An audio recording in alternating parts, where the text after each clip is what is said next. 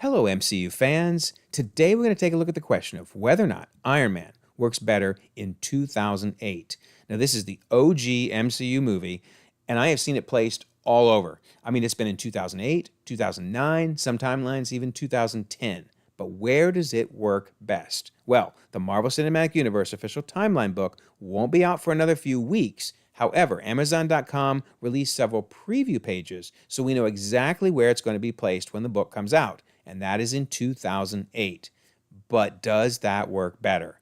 That's the question. So let's dive right in and see what we can find out.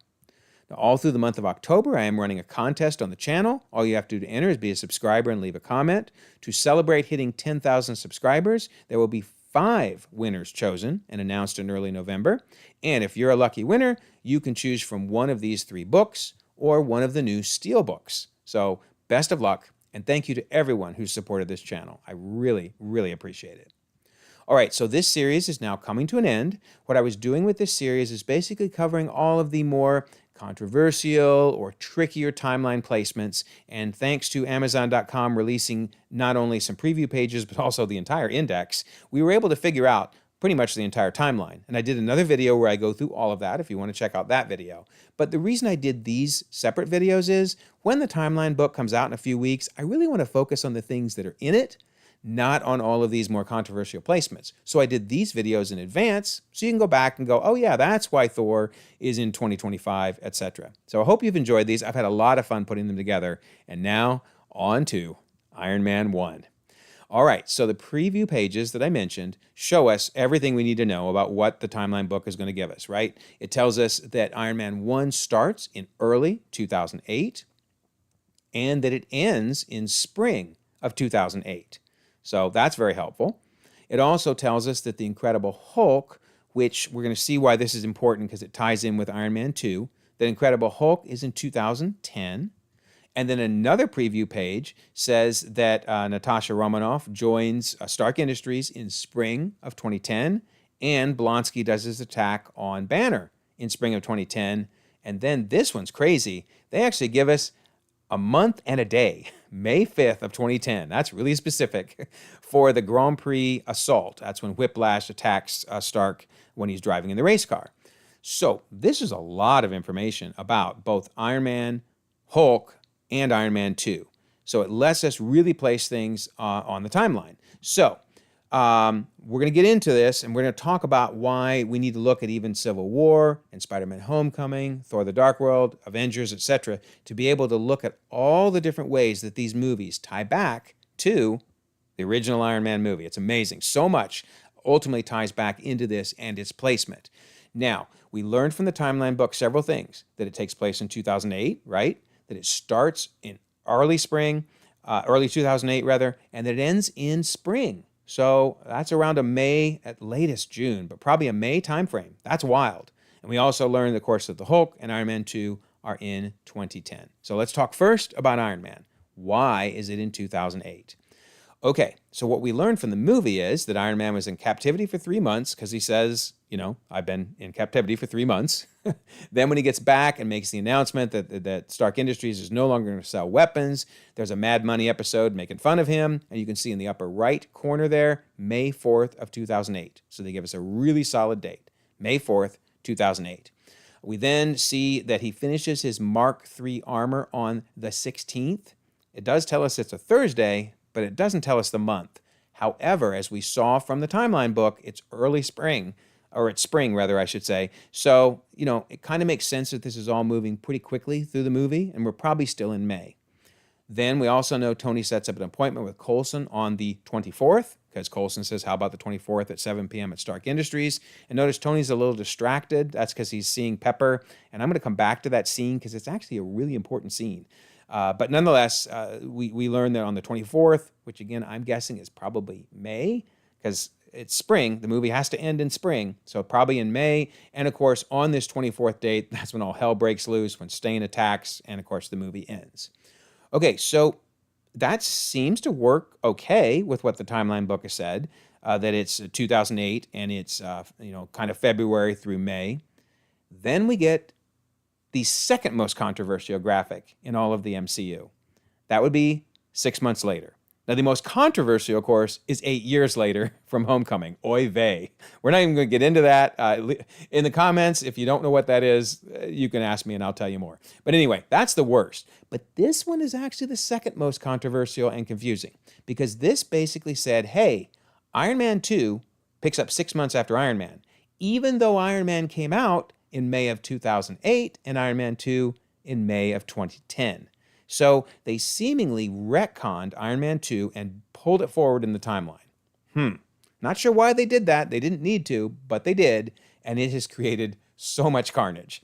So when Avengers came out, Marvel released a timeline, and I know this is impossible to read. Don't worry, I'm going to zoom in on the stuff that's important. But they released a timeline that harmonizes all the movies up to that point. So basically all of Phase 1. It's really cool and very helpful. And while they don't give any specific dates, like, 2009, for example, you can pretty much figure out 2009 because we know when Johann Schmidt invaded Norway, that's 1942 in Captain America the First Avenger, and we know when it ended, 1945, that was the end of World War II. So if you take those and you add the BIM years, so BIM, you see those BIM down there, that is before I Am Iron Man. Because basically the 0 point in this timeline for the entire MCU is him saying, I am Iron Man. That works, right?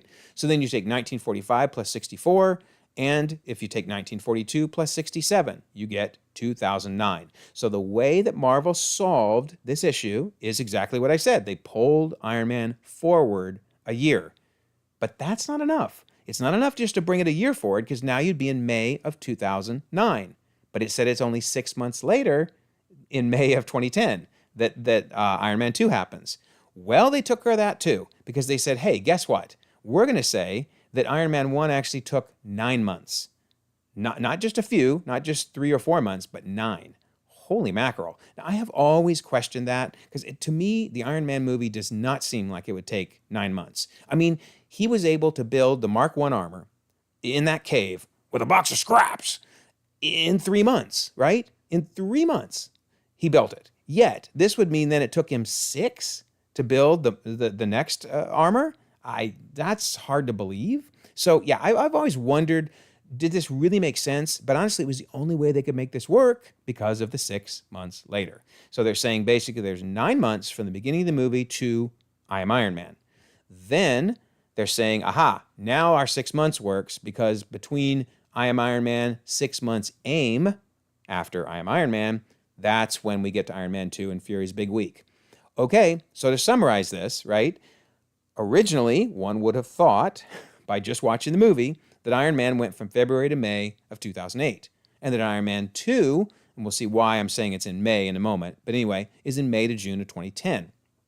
But no. Then they said 6 months later, so they had to move Iron Man to, first of all, go over 9 months till November, and move forward to 2009 so that finally we get the 6 month gap between the two movies. Ugh. I mean, this solution works, but why did they say 6 months? That's why that is such a frustrating graphic, because it just completely retconned the first movie. Anyway, that's how they solved it here. However, we know from the timeline book that they're basically saying, yeah, this original timeline that we did, forget it, scrap it, we're not using that anymore. So it works, it solves the problem, but forget that. Now, it is worth noting that this November of 2009 date maybe showed up in Endgame, because when they're looking at what dates to go back to for the time heist, for some reason, November of 2009 seems to be one of the important dates, and like nothing happened on that date in the MCU other than maybe, right, him saying I am Iron Man, because that's what they retconned it to be. So, I mean, this doesn't necessarily canonize that. It could have been anything. It could have been a random date on a screen, but it's just kind of interesting. So, yeah, it's scrapped because the timeline book now is going to say 2008. But it gets kind of worse, because even in Age of Ultron, you got these, when Ultron was going through historical news footage, we got a February 12th of 2010 date. So now we're saying Iron Man's in 2010?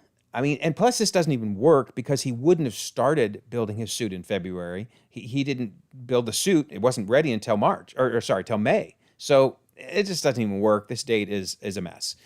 But it's not the only time. When Ultron is surfing through, we also see what seems to be a July 20th, 2010 date. So anyway, you could easily just throw out 2010 in the trash, right?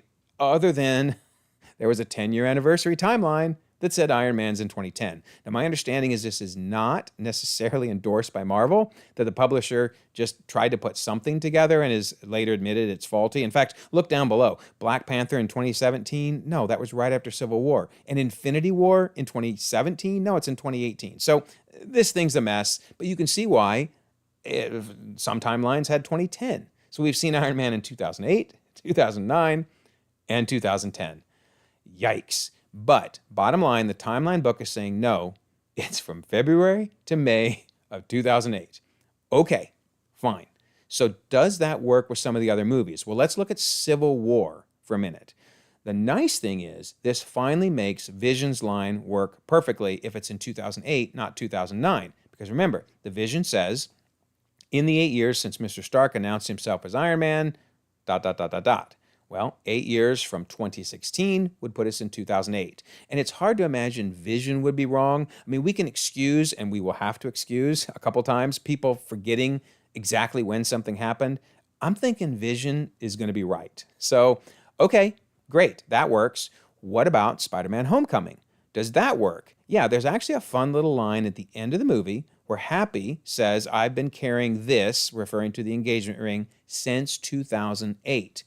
Well, Homecoming is also in 2016, so this will refer back to the original Iron Man movie, and I think Tony Stark asked Happy to get an engagement ring after this moment in Iron Man. Remember, I alluded to saying he was distracted when Coulson said, hey, can we meet on the 24th? I don't know what it was for him, but he suddenly realized, this is who I want to be with. This is my soulmate.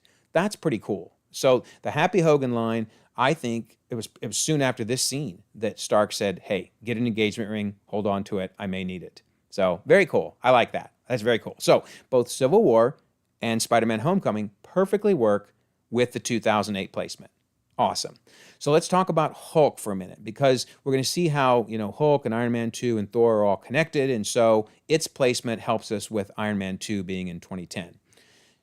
Other than the fact the movie doesn't tell us much. So we have to turn to the tie-in comic, which may or may not be canon, but it works perfectly, so yay, because it says basically he became the Hulk, the Gamma accident, on April 14th of 2005.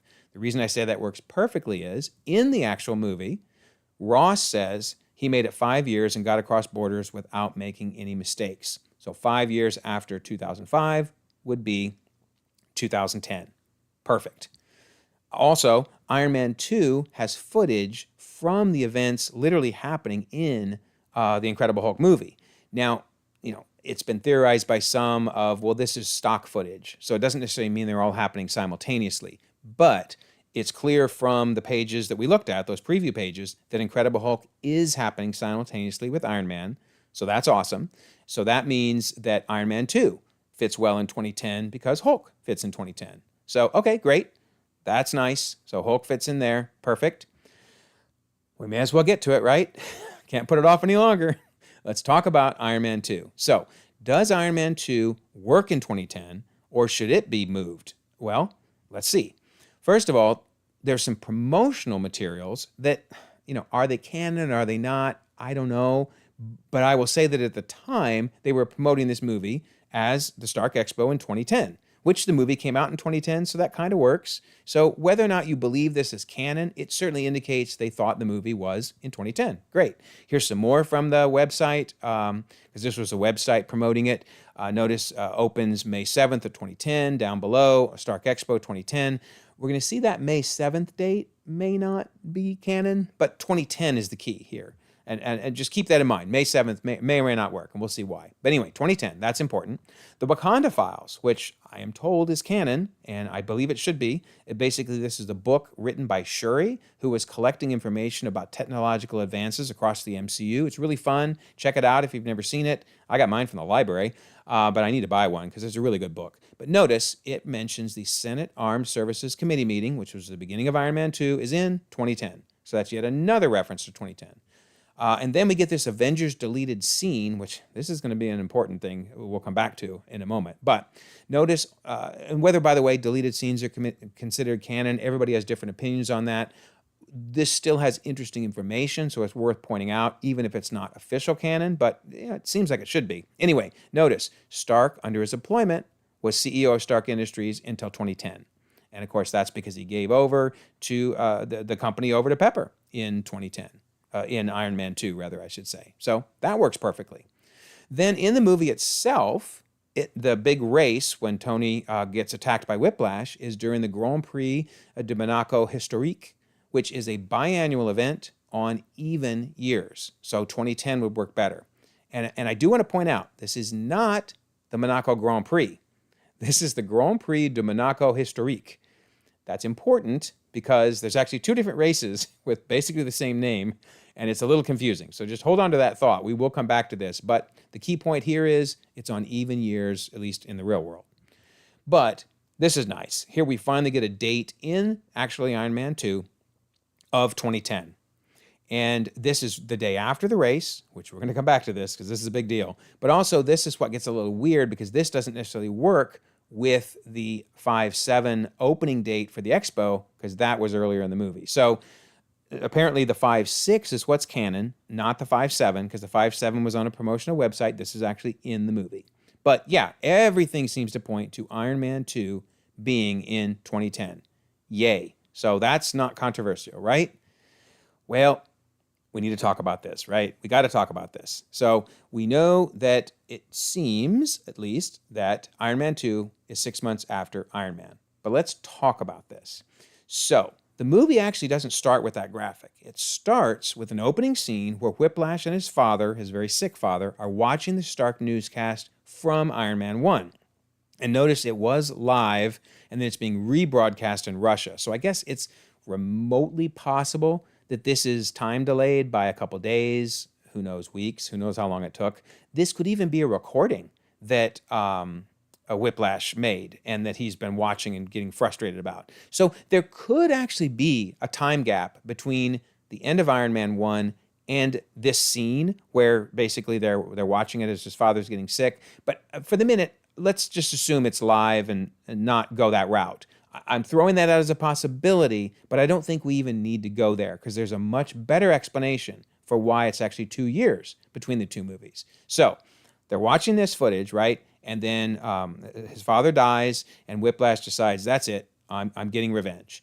So then we see the opening credits, and we see a lot of things happening. I mean, we see Stark or Iron Man rather, is Person of the Year, Time Magazine Person of the Year. We see that he stabilizes East-West relations. Boy, that'd be nice if that happened in the real world, right? So all of these things clearly take time, and presumably while these things are happening, while Iron Man's doing all this, Venko is making his suit. So it's taking him a while, right? Only after all these credits and all this stuff goes by is he done. So it took him time to make the suit, and then we get the 6 months later. So I don't think this is what was originally intended when they wrote the movie, but if you consider that Venko maybe took, let's just say a year and a half, because that works conveniently, perfectly. If it took him a year and a half to build the suit, that would mean a year and a half from May of 2008 puts us in November of 2009.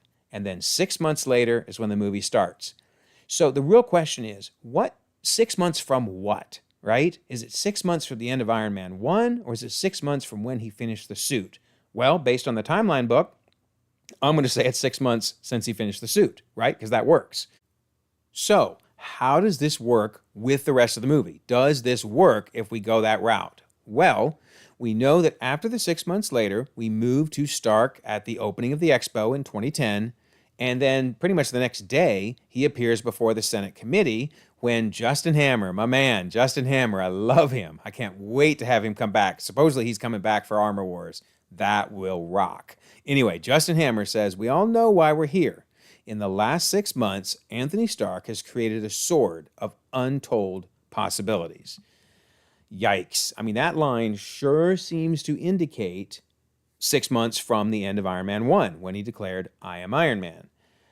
But I guess it doesn't have to be. I mean, keep in mind, his suit of armor was demolished by the end of that movie. So maybe it was after he created the Mark IV, his new armor, and used it, as we saw, to basically create peace between the East and the West, normalized relations. Maybe it was some event that happened, well after Iron Man 1. That is what Justin Hammer is referring to. So he's not necessarily talking about the end of Iron Man 1, but some event happened, since then. I'm not saying that's the best answer, and I also do not think that's how they intended it when they wrote the movie, but there's just no other way to explain this 2-year gap and that line. So I think Justin Hammer was referring to something different. In fact, as a recap, by the way, when I mentioned this is Mark IV, don't forget, we had the Mark I armor in Iron Man. That's, of course, what he escaped the cave with. Then we had the Mark II armor, which was the silver armor that Rhodey ends up taking away in Iron Man 2. And then we have the armor, the Mark III, which was demolished when he fought Stain. And then at some point, we don't know when, but at some point he created the Mark IV. And that's likely the armor he was using when he was doing all those things that we saw in the opening credits of the movie. Okay, again, not the best explanation, I admit, but it's the best I can do. Let me know what you think. Does that explain Justin Hammer's line? Then we got this line that just there isn't an easy answer for, because Justin Hammer, referring to Christine Everhart, says she's actually doing a big spread on me for Vanity Fair, and Pepper Potts throws in a nice burn and said, well, she did quite a spread on Tony last year, referring, of course, to the afternoon delight in Iron Man between Everhart and Stark. Well, clearly it wasn't last year if Iron Man 1 is in 2008 and Iron Man 2 is in 2010. So maybe this is a case of, time flies and you forget something was really 2 years ago and you say last year. It's not, again, a great answer. I mean, these lines clearly seem to have been written to indicate the two movies are only 6 months apart, but we know they're not. We know that's the decision Marvel made, and I think it was the right decision, so we have to just say that Pepper didn't remember, that she thought it was a year ago, it was really 2. Okay, again, not great, but there you go. I think that's how you end up getting the 2008, May of 2008, mind you, and the May of 2010 to work. That about a year and a half was burned as Venko was building the new suit. Then we moved 6 months forward, and that Justin Hammer was referring to something 6 months ago, such as, the Mideast relations getting solved. Okay, well, let's look at one more interesting thing, though. We're not done with Iron Man 2. This is really interesting. So, I mentioned in the movie that the Grand Prix de Monaco Historique is featured in the movie, not the Monaco Grand Prix. So, I didn't even know there was 2 different races. Who knew, right? Well, Wikipedia knew. So, the historic Grand Prix of Monaco, which is another way of saying it, is 2 weeks before the actual Monaco Grand Prix. I don't know why they have 2 races. I'm not a big racing guy. If somebody wants to leave in the comments why, great. But more importantly is, there's 2 races, and the one featured in the movie is the first one. Now, in real life, that race was on May 2nd of 2010, and then the regular Monaco Grand Prix was on May 16th of 2010. But again, featured in the movie is the historic Grand Prix. So you would think they would canonize it in the movie to be happening on May 2nd, which is a Sunday. Oh, no. No, they don't do that. Instead, they put May 6th of 2010, and this is the day after the race. Ugh. So May 6th in 2010 was the Thursday, which means the race was on a Wednesday, I guess? Maybe it was rained out multiple days. Hey, we can always find in-universe answers for strange things, right? It was literally rained out 4 solid days and had to be run on a Wednesday. Okay, sure. Now you might say, yeah, but are they really canonizing this 5/6/2010 date? Yes, apparently they are. Because remember, I showed earlier that the one time, I'm betting in the whole book, where they not only give the month, but the day is right here. So clearly they're saying, yeah, this was the day after, May 6th, from the race on May 5th. Huh. Okay. Interesting. But that also means that we may need to get rid of what we historically thought was Tony Stark's birthday. What do I mean by that? Well, we know in Iron Man 2, not long after that race, because he was dying. He was dying from blood toxicity. So not too long, maybe a week or so after, is when we hit his birthday party. Well, seemingly we know when the birthday party was because in this Avengers deleted scene, which again, they're not necessarily canon, but notice the date is May 29th of 1970. So it was just kind of assumed his birthday was on May 29th. Well, it's hard to imagine that there were a full 20, I can't do my math, 23 days between that, the day after the race and his birthday. If you watch the movie, there's not that much time. He's dying. So this would say then it's not May 29th. I mean, again, this wasn't necessarily canon, but still people kind of latched onto this date. So tell me your thoughts. Do you think if they stick with that May 5th date, are they saying then that his birthday is not May 29th? Now, it does raise the question, do we have issues with Endgame? And I don't think we do. If they do move his birthday up to, say, sometime in mid-May, early May, well, in Endgame, they go back in time to April 7th of 1970, right? And that's where Tony Stark, meets Howard Stark. And I love it. Howard Stark, typical, very, very business-focused dad, doesn't even know how pregnant his wife is, right, when he's asked. How far along is she? I don't know. And he moves his hand in and out. So it probably made more sense with a May 29th birthday, because then it would have been a month and a half. But even if we move up to, say, I'm just picking May 11th, it's still a month away. He's clueless. That's the bottom line. Howard is clueless and has no idea when Tony's going to be born. So, okay, this works. It works. But did they really move it up? That's the question. So I would love your opinion on this. Assuming the timeline book keeps that May 5th date, do we need to move all of this stuff forward? Because the reason that Fury's Big Week was placed at the very end of May and the beginning of June was the May 29th date. However, if we move all the way to early May, let's say May 11th, May 12th, everything shifts. So I'm not going to change this in my official timeline yet because I really want some opinions. What do you think about this? This is a real shocker. It's not an issue. It doesn't break anything in canon. It just isn't what people were expecting to see. So let me know what your thoughts are on that. Very, very interesting. All right, so a few last quick things. Let's look at some of the lines that are a little trickier to make work with all these placements, but I think we can do it. So we have Thor 2, Thor the Dark World, and how it ties to either Avengers or the first Thor movie. Because in it, Darcy says, after Thor leaves at the end of the movie and before he comes back, because remember he comes back, she's trying to console Jane and says, well, last time he was gone for like 2 years. Okay, so what is last time referring to? Well, I suspect when this was written, they were referring to Thor 1. But that doesn't work because, notice, with Fury's Big Week, and more importantly, Thor 1 being in 2010, it's 3 years he's been gone. So maybe she's referring not to Thor 1, but to Avengers, because he did come back for Avengers, remember? Obviously, everybody knows, right? I mean, that was huge.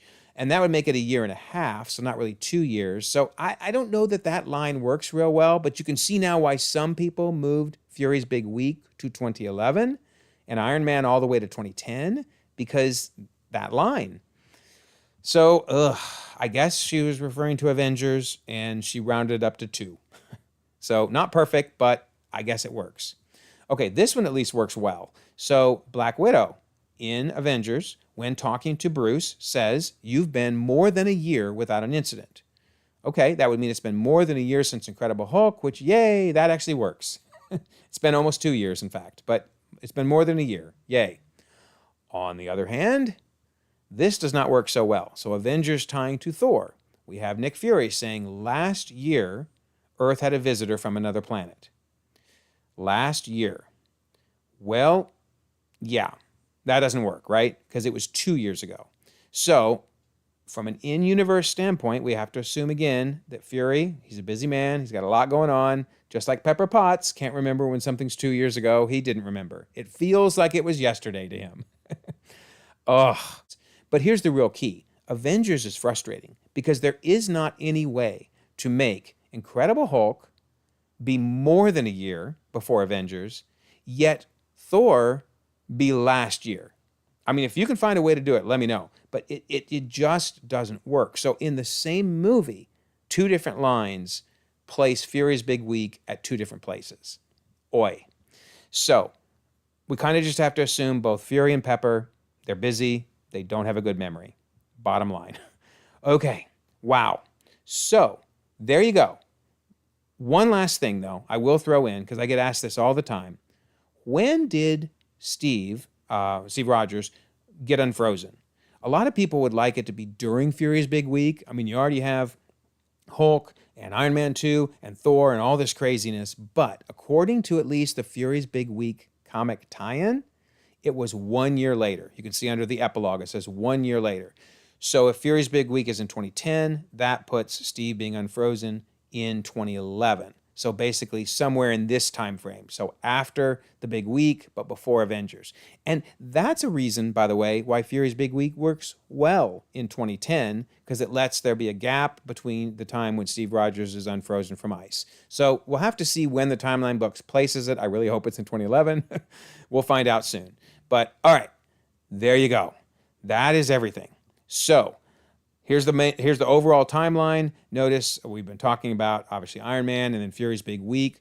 For this video only, I'm moving things back based on Tony Stark's birthday going earlier. And tell me in the comments what you think about all this, right? I mean, there's a lot to wrap your head around. So craziness, huh? All right, then the rest of the timeline that's out there on my Google Drive, you can check it out if you want. Here's Phase 2, Phase 3, Phase 4, and of course, Phase 5, going all the way into 2026. Craziness. Don't forget, we do have the October contest going. Be a subscriber, leave a comment, and 5 random winners will be able to choose between one of the books or one of the steel books. And don't forget, we also have the Discord server out there. We'd love to have you join. Robbie asked me to mention that we have all kinds of Halloween watch-alongs coming. So that's kind of fun. And notice how he did the watch-along images the same way I do my videos. That's clever, Robbie. You're cute. I love it. I love it. All right, so I will leave a pinned comment that both has a link to the Google Drive and also to the Discord server, so you can join that if you'd like. And like this video if you don't mind. Subscribe if you haven't already. You can check out more content, and we'll all continue to enjoy the ever-growing, ever-changing Marvel Cinematic Universe.